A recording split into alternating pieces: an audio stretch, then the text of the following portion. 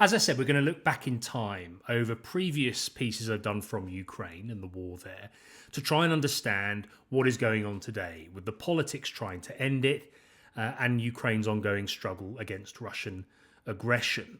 I'm going to show you a piece we did in early March in 2022. I was in Kyiv, which the Russians were trying to surround and penetrate.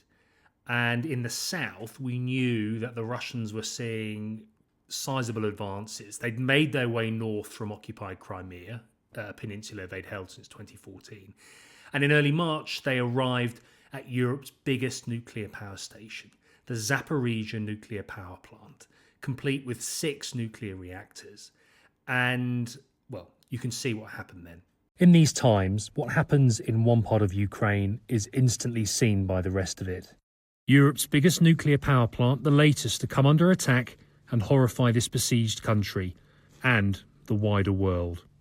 Emergency crews said they put the fire out at Zaporizhzhia and that the nuclear reactors are safe. It's now, however, in Russian hands. We're told staff are still being allowed to do their jobs. Russian troops attacked the largest nuclear power plant in Europe. It's maybe 6 times the size of Chernobyl. This Russian advance from the south is making gains, and Mariupol is feeling its force. It continues to be under siege, under heavy bombardment. Authorities have described a genocide and want NATO troops to help. The situation from humanitarian side is terrible because city lives for 3 days without any supplement, without any electricity, water, sanitary system, heating system. Chernihiv in the north has been partly turned to rubble by airstrikes. 47 people are known to have been killed. My parents live right here, nearby. It's hard for me to speak. This is a nightmare. How is it possible? Just look at this. It's a residential building. A friend of mine lives here with her children. Luckily, they managed to get out. In eastern Kyiv, warehouses flattened by Russian shells. You could hear the continuous rumblings of this attack from the centre. Just over a week ago, you would often see crowds outside the Opera House to enjoy an evening of the arts, maybe some kind of performance. Now, all you really see, crowd-wise, are queues outside the few pharmacies that are still open. Tatiana's been queuing for 2 hours for her medicine.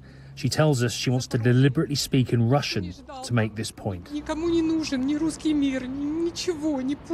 No one needs a Russian world or Putin.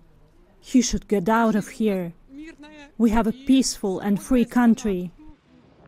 The Russians claim their attack is going to plan. A plan apparently meant to not target cities or civilians. James Waterhouse, BBC News in Kyiv. You know, watching that back, it's quite strange. We were in Kyiv. We didn't know whether it would indeed fall within days, whether Russian troops would be in the streets. But in the south, it was where invading troops had made their biggest advances, and seeing what was going on in Zaporizhzhia, seeing what the wider threat could be. And in the subsequent weeks and months, inspectors from the United Nations nuclear energy watchdog were allowed into occupied territory. They made this perilous drive south.